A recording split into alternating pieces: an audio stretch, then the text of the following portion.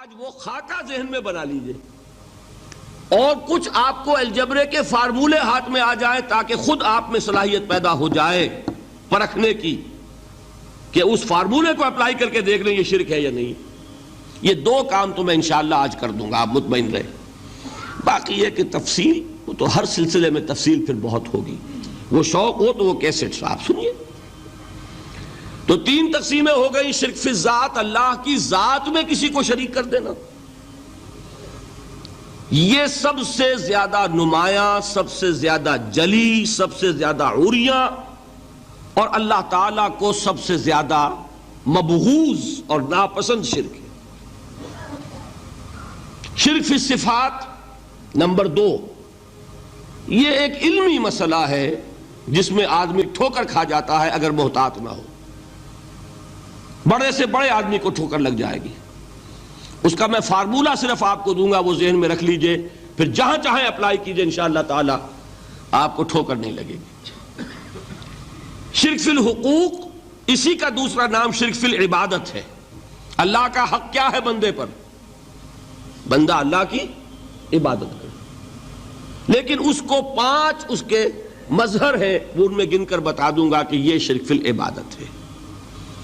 شرک فی العبادت کی اکثر شکلیں وہ ہیں کہ جو عملی شرک علماء جسے کہتے ہیں، اور اس کی شکلیں وہ ہو جائیں گی جن کو شرک خفی کہتے ہیں. تو سب سے جلی شرک فی الذات، سب سے خفی شرک فی الحقوق یا شرک فی العبادت. درمیان میں ایک علمی اعتبار سے مسئلہ ہے شرک فی الصفات کا. اب آئیے سب سے پہلے شرک فی الذات.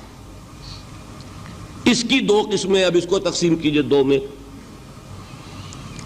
ایک قسم جو زیادہ جلی ہے، زیادہ عریاں ہے، زیادہ ننگی ہے. یہ عجب ستم ظریفی ہے تاریخ کی کہ وہ ان قوموں میں پیدا ہوئی جو اپنا تعلق رسولوں سے جوڑتی ہیں. کیا کہ کسی کو خدا کا بیٹا بنا دینا، بیٹی بنا دینا. اب ظاہر بات ہے بیٹا بیٹی بنا دینا بالکل ہم پلہ کر دیا کہ نہیں؟ نو وہی ہو گئی کہ نہیں؟ دیکھیے غور کیجئے.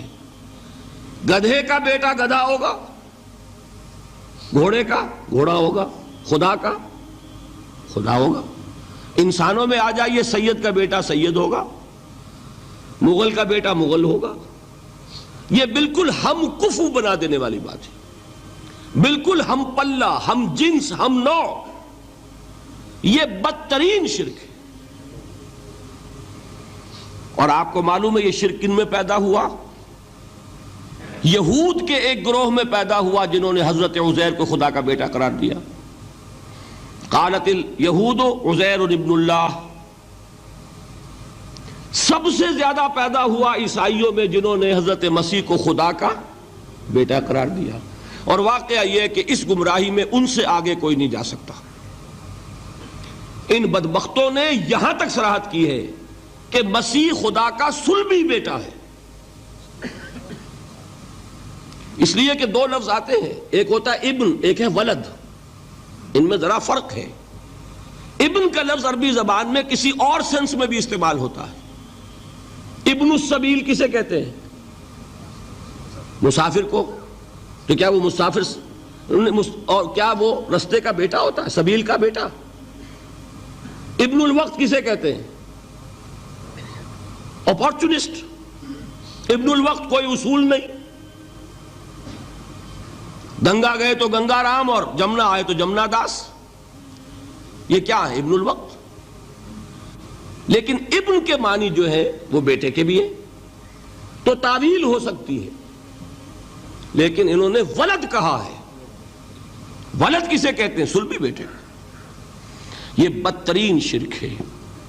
یہی وجہ ہے کہ قرآن مجید میں آپ دیکھیں گے کہ جتنا غضب اللہ کا ان پر بھڑکا ہے اس عقیدے پر. وَيُنذِرَ الَّذِينَ قَالُوا اتَّخَذَ اللَّهُ وَلَدًا. یہ قرآن نازل ہوا ہے محمد پر صلی اللہ علیہ وسلم تاکہ وہ خبردار کریں انہیں جنہوں نے یہ کہا ہے کہ اللہ نے کسی کو بیٹا بنایا. یہ سورہ کہف میں ہے، اور اگلی سورت سورہ مریم میں تو ایسا غضب اللہ کا ظاہر ہوتا ہے. وَقَالُوا اتَّخَذَ الرَّحْمَنُ وَلَدًا لَقَدْ جِئْتُمْ شَيْئًا إِدًّا.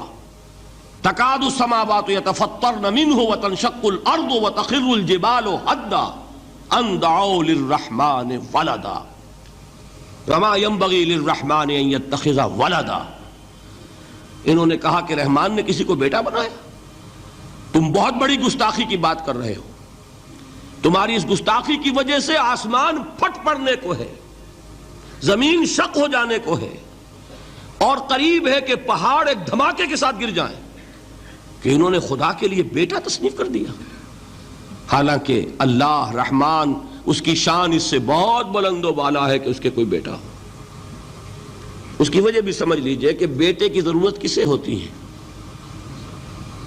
جو خود فانی ہو. کیوں ہے آپ کو طلب بیٹے کی؟ ہم نہ ہوگے ہمارا نام زندہ رہے گا. یہ ایک ایٹرنل ہونے کی خواہش ہے, انہیرنٹ. نام چلے گا, اسی لیے بیٹی سے آدمی سمجھتا ہے کہ نام نہیں چلتا. یہ طلب جو ہے بیٹے کی کیوں ہے؟ بیٹے سے نسل چلتی ہے. اس کی ضرورت کس کو ہے؟ جو خود فانی ہے. وما ينبغي للرحمن ان يتخذ ولدا, جو خود باقی ہے ہمیشہ کے لیے, اس کو کوئی احتیاج نہیں. تو آپ نے بات سمجھ لی. میں بہت مختصر بات کروں گا آج. اسی طریقے سے حضرت ابراہیم کی نسل سے تھے جو مکے کے لوگ اور عرب کے لوگ, بنی اسماعیل. جو موحد کامل تھا ابراہیم, جس کو اتنی مرتبہ سند ملی وما کان من المشرکین, ان کی نسل میں وہ لوگ تھے جنہوں نے فرشتوں کو خدا کی بیٹیاں بنا دیا.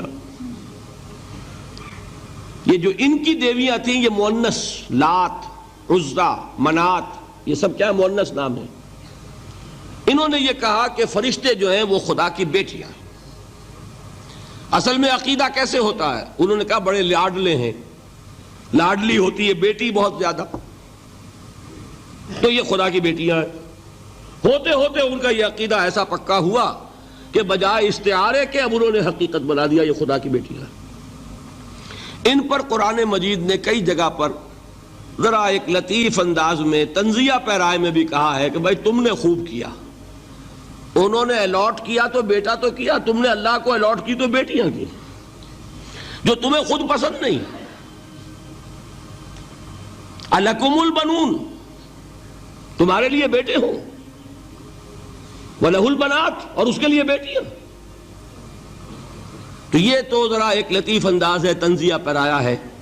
لیکن ان تینوں کو اب آپ ایک جگہ کر لیجئے. بیٹا بیٹی قرار دینے کا شرک, یہ کیا ہے؟ شرک فی الذات, ہر اعتبار سے اللہ کا مثل بنا دینا, ہم کفو بنا دینا, ہم پلہ بنا دینا, ذات میں شریک کر دینا. یہ بدترین شرک ہے. یہی وجہ ہے, دیکھیے قرآن مجید کی عظیم ترین سورت کون سی ہے؟ سورہ اخلاص, جو ایک تہائی قرآن کے مساوی حضور نے قرار دیا, جس کو سنو سے قرآن کے مساوی, وہ در حقیقت اسی شرک کی نفی پر ہے. قل هو اللہ احد اللہ الصمد لم یلد ولم یولد ولم یکن لہ کفوا احد. یہی آیا اس میں سورہ بنی اسرائیل کی آیت آخری میں نے سنائی تھی, وَقُلِ الْحَمْدُ لِلَّهِ الَّذِي لَمْ يَتَّخِذْ وَلَدًا, کہو کہ کل شکر اور کل تعریف اس اللہ کے لیے جس نے کسی کو اپنا بیٹا بیٹی نہیں بنایا. ولد دونوں پر جاتا ہے, اولاد جیسے آپ کہتے ہیں, اولاد بیٹا بیٹی شریک ہوتے ہیں, نہ اس کا کوئی بیٹا نہ اس کی کوئی بیٹی, نہ وہ جنا گیا نہ اس نے کوئی جنا. ایک قسم تو یہ ہوئی شرک فی الذات کی. دوسری قسم کیا ہے؟ یہ ان مذاہب میں ہوئی ہے جو نبیوں اور رسولوں کی طرف نسبت نہیں رکھتے بلکہ فلسفیانہ مذاہب ہیں. ہندوستان کے اکثر مذاہب فلسفیانہ ہیں. فلسفیانہ مذاہب میں یہ شرک فی الذات کس شکل میں پیدا ہوا؟ دو شکلیں پیدا ہوئیں. ایک ہماوست اور ایک حلول. حلول کیا ہے؟ اللہ نے کسی انسان کے اندر اپنے آپ کو حل کر دیا, انسانی شکل میں وہ خود ظاہر ہو گیا. اوتار کا عقیدہ, انگلش میں گاڈ انکارنیٹ، عیسائیوں میں بھی حضرت مسیح کو گاڈ انکارنیٹ بھی قرار دیا جاتا ہے۔ خود خدا نے یہ شکل اختیار کر لی۔ رام چندر جی ہوں، کرشن جی مہاراج ہوں، کیا ہے؟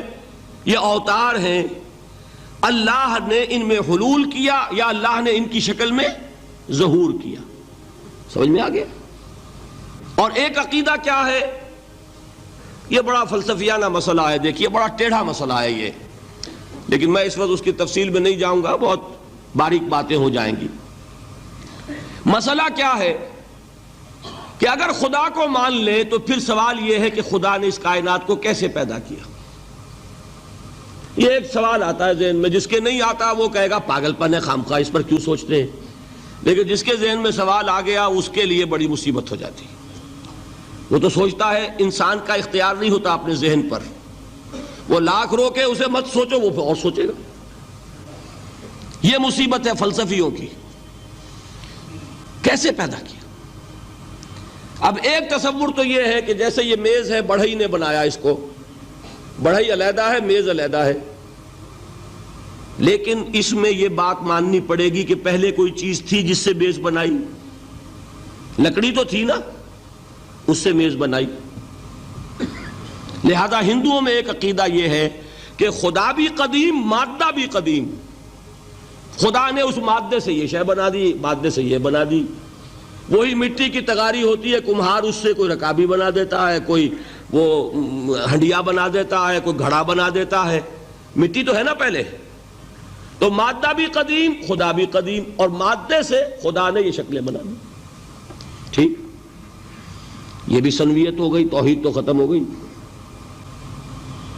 تو جن لوگوں کا ذہن تھا توحیدی لیکن اس مسئلے میں الجھ گئے، انہوں نے ایک اور شکل تجویز کی کہ خدا خود ہی اس شکل میں تبدیل ہو گیا۔ کیسے؟ جیسے برف پگھلتی ہے تو پانی بن جاتا ہے۔ پانی کہاں سے آیا؟ برف سے۔ اب کوئی پوچھے برف کہاں ہے؟ بھائی یہی پانی ہے، یہی برف ہے یا نہیں؟ اسی پانی کو آگ کے اوپر آپ نے رکھ دیا، وہ بھاپ بن گئی۔ اب آپ کہیں برف کہاں ہے، پانی کہاں ہے؟ یہی بھاپ جو ہے یہی در حقیقت پانی ہے، یہی بھاپ جو ہے یہی برف ہے۔ یہ ہے وہ ہماؤس پینتھیزم جس کو انگریزی میں کہتے ہیں، کہ خود خدا نے روپ دھار لیا اس کائنات کا۔ یہ دو فلسفے ہیں۔ کیا ہے یہ؟ بدترین شرک ہے۔ پہلی اگر شکل ہے تو وہ انسان خدا قرار پا گیا، جس کو اوتار مانا وہ خدا ہو گیا کہ نہیں؟ اور دوسری شکل میں تو ہر چیز ہی خدا ہے، یہ بھی خدا، یہ بھی خدا، پتھر بھی خدا، درخت بھی خدا، ہر چیز خدا۔ اس لیے کہ وہ برف پگھلی ہے تو پانی بنا ہے، وہ پانی چاہے زیر زمین آ رہا ہے، وہ پانی چاہے زمین کے اوپر دریا کی شکل میں آ رہا ہے یا زمین میں سوتے چل رہے ہیں، پانی تو وہی برف ہے جو پہاڑوں پر ہمالیہ پر پڑا ہوا ہے، وہی پگھل رہا ہے، یہ کچھ بن رہا ہے۔ یہ ہے شرک فی الذات کی دوسری قسم جو دنیا میں رہی، پینتھیزم اور انکارنیشن، یا حلول اور ہماؤست۔ سمجھ میں آگے؟ اب میں ایک بات آپ سے عرض کروں گا، اللہ کا اس امت پر بہت بڑا فضل ہے جس کا آپ کو شکر ادا کرنا چاہیے۔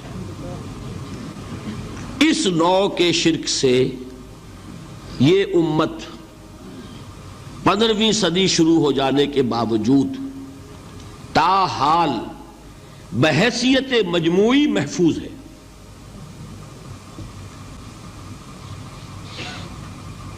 میں نے بحیثیت مجموعی کہا ہے، کوئی افراد یا عوام الناس یا جوہلا یا شعراء یا نعت گو وہ مبالغہ آرائی میں کوئی بات کہہ دیتے ہوں تو وہ علیحدہ بات ہے، لیکن مسلمانوں میں کوئی مستند فرقہ اور اس کے جو مستند عقائد ہیں ان میں الحمدللہ آج تک ایسی کوئی چیز شامل نہیں۔